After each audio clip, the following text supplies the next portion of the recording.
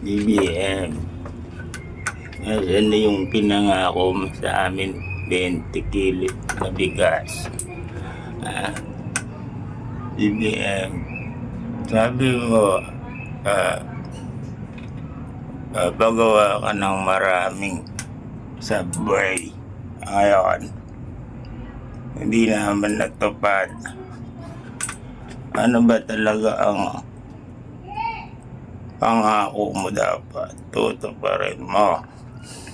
Eto nga, may tungkod na nga ako wala na yung mga pondo na uubos. Paano na tayo niya mga bansang Pilipinas? BBM.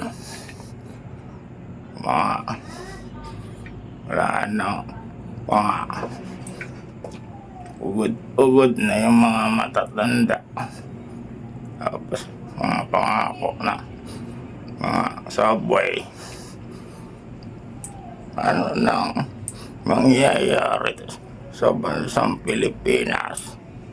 BBM, panuin mong maigi kung paano mo ayusin yung mga pondong ninakaw nila. Pag naupo si VP Sara ay may kalalagyan kayo.